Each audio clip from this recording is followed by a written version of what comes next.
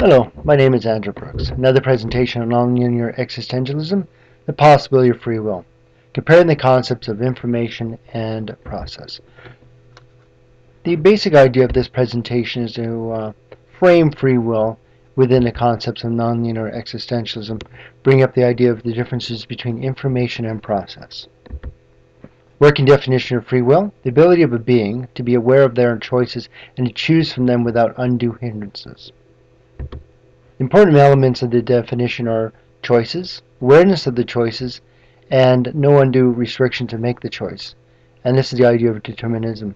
When you're talking about a being, as previously discussed in previous presentations, um, the idea is of whether or not what type of being.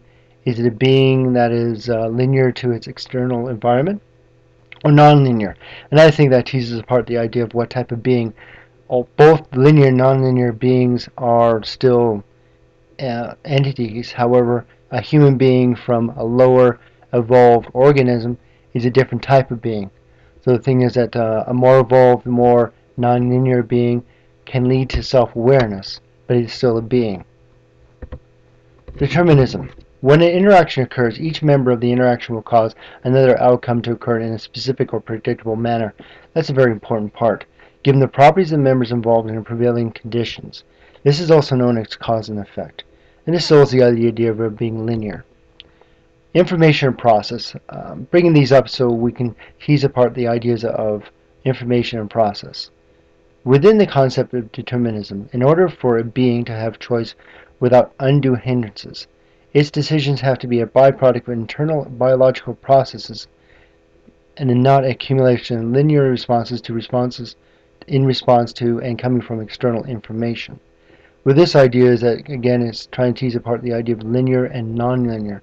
If you're just reacting directly from information from external to the individual and it's not being changed in any way that's unique to the individual, to that being, then it's going to be linear, and most of the practices and designs of the entity are going to be linear to the external, and so for determinism is going to be external. Postulate 2.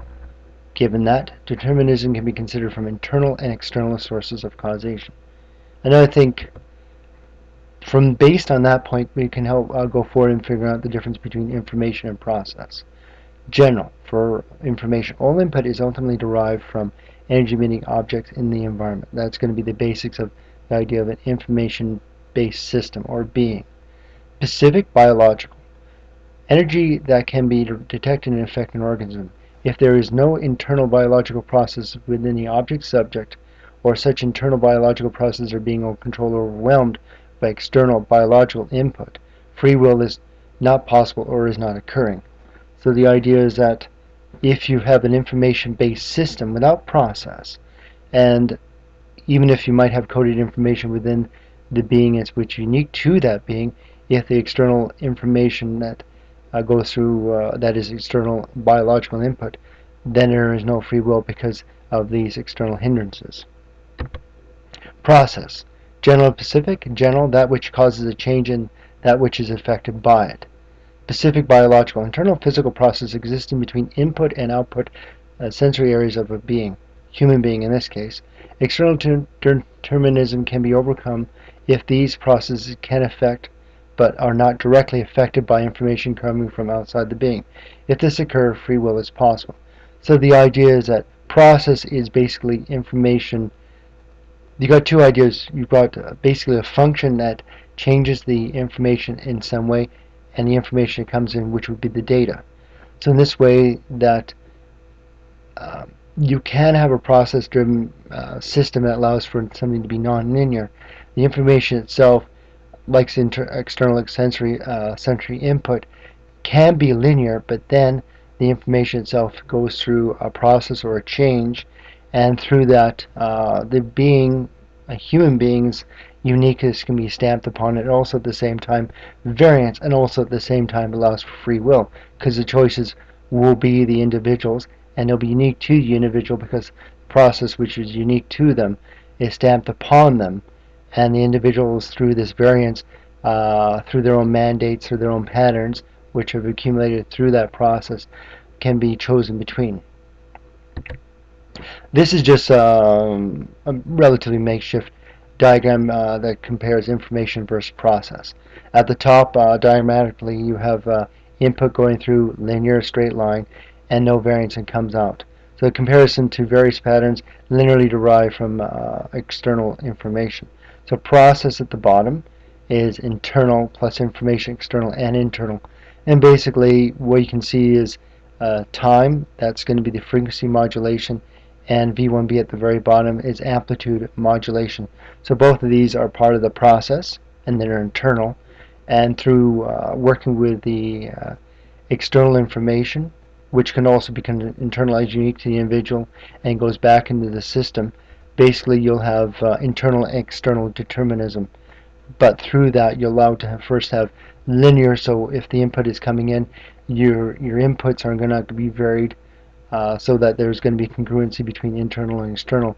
But through the processing, from the difference between the input and output, what goes in between them, the more variance is added to the system, more thought, more free will, more expression of the character of the unique system, then you're going to have more internal determinism. So 3 conclusions.